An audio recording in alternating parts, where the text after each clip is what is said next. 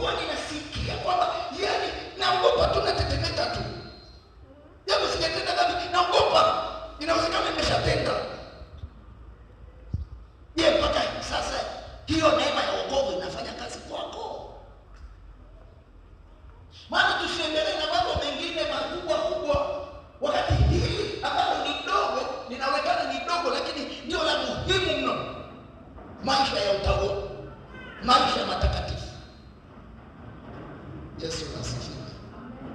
Yesu asifiwe.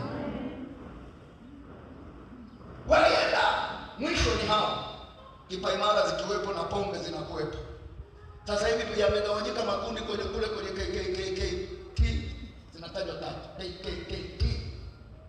Yamegawanyika makundi. Kuna moja linajiita fellowship. Hilo linakwenda, linasema sisi tutaabudu na nyinyi asubuhi. Lakini jioni Petro, kundi la Petro kabla hajakutana na Paulo.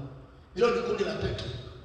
Kwamba kwa watahiriwa yupo, alafu akiona watu wamekuja wengine anasogea. Anakuwa na watu wasiotahiriwa. Akiona kuna watu wamekuja waliotahiriwa, anarudi huko. Ndio Paulo akamkemea akamwambia sio tunatakiwa tuishi. Hiyo sio kanuni ya Mungu. Yesu asifiwe. Amen. Kwa hiyo kuna midanganyiko mikubwa kule. Kuna wanajiita fellowship. Ni unafikiri akina mwatasema. Na hawa lakini asubuhi unakuta wanaabudu pale pale. Sasa tusipoangalia tunapokwenda Pentekoste tutakuja kugawanyika. Na kazi ya kanisa, ngoja nikuonyeshe. Kazi ili ujue hili ni kanisa au huu ni mwili wa Kristo. Hebu tuangalie kidogo tu. Tuangalie kitu ambacho kinachounda mwili wa Kristo. Kinachounda mwili wa Kristo.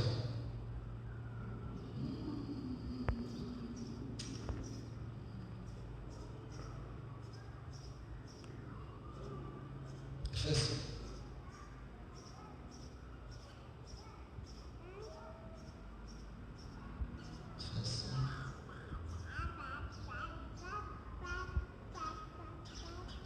Sura ya 4. Leo tunasemaje? Leo tunasema watu.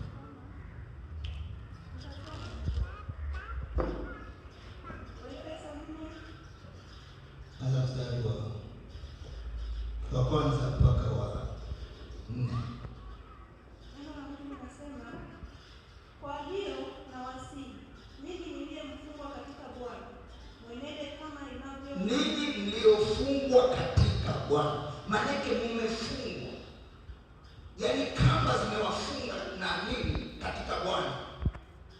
Paulo na Petro anaambiwa kwamba ulipokuwa mtoto, ulipokuwa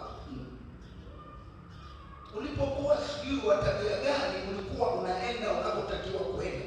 Lakini sasa baada ya kumwamini Yesu, hutakwenda huko unakotakiwa kwenda. Maana utakuwa umefungwa na kupelekwa hata mahali usipotaka kupelekwa.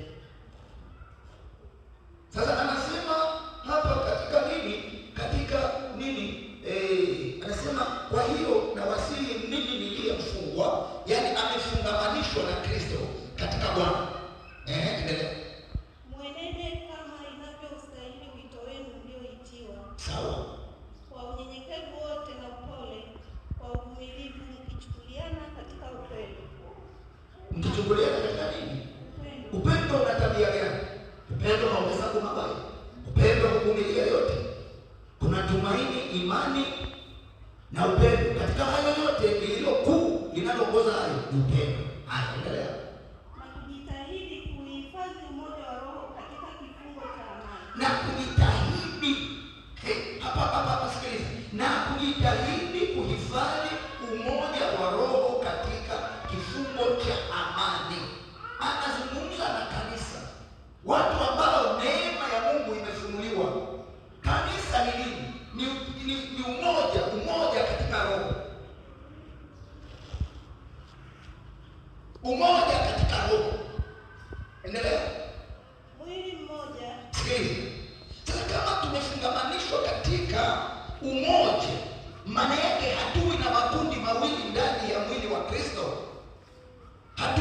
makundi mawili. Kundi litakuwa ni moja na mchungaji atakuwa ni mmoja.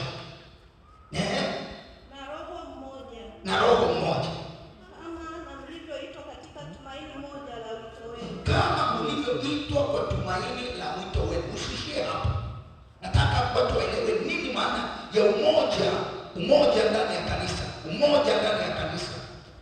Mtume Paulo alipokuwa anazungumza kule Efeso. Mstari wa 5.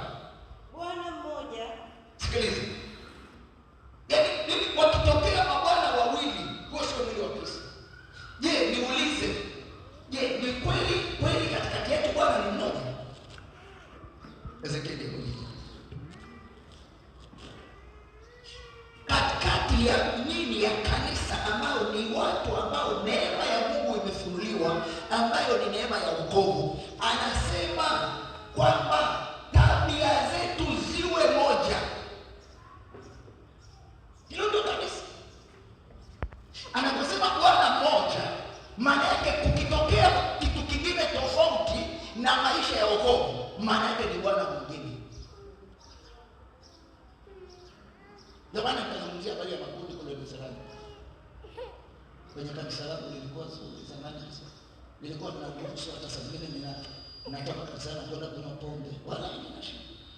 Halafu Jumapili tunatangazwa kwamba wiki leo tutashiriki na sababu. Hamna shida na mimi. Sasa tuangalie umoja wetu.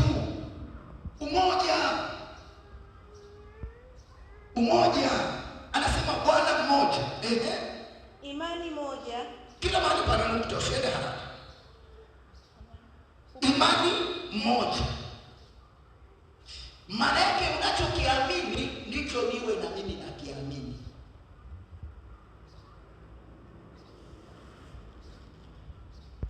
Watu wa Mungu wale.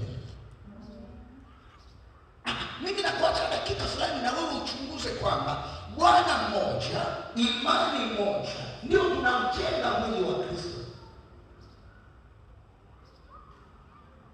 Tuache tukelele nyingi. Turudi msalabani. Turudi kwenye maisha ya kwanza ya wokovu. Inawezekana tunaenda sana hata mwisho tukasahau kanuni. Naomba kichwa kinasema kanuni ya maisha ya wokovu. Narudia hicho kichwa, maana ndicho kitakachobeba kanuni, mwongozo.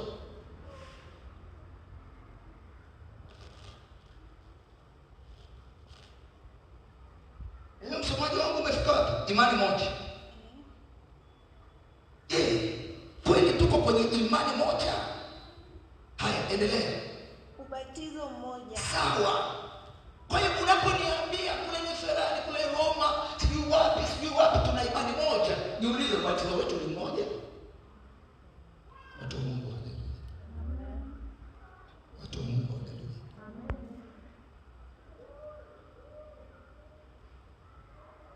Ili unapomwendea yule mtu, umwendee polepole. Simwendee ukimhukumu.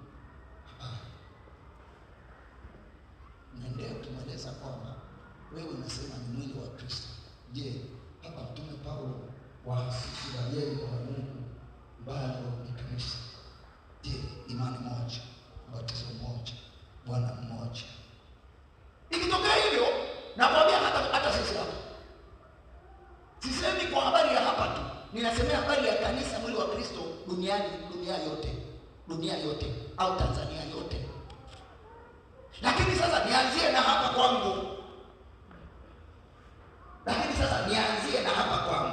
Je, Bwana ni mmoja? Imani ni moja? Ubatizo ni mmoja? Sawa, ubatizo ni mmoja. Twende huko. Sawa. Mashaka yangu yako kwenye nini? Kwenye imani moja. Na Bwana mmoja. Bwana maana yake mtawala, anayetawala mimi ndiye atawale na kutawale wewe.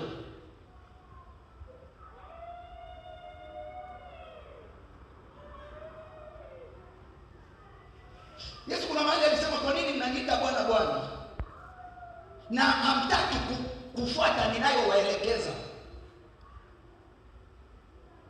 Walikuwa wanafikiri Mafarisayo. Kwa nini mnaniita Bwana Bwana? Bwana maana yake mtawala. Kama mimi ndiye mtawala wa kutawala maisha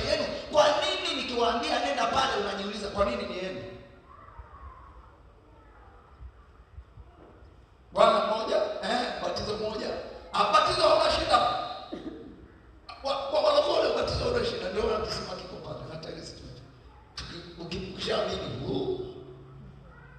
hiyo haina shida, hiyo haina shida.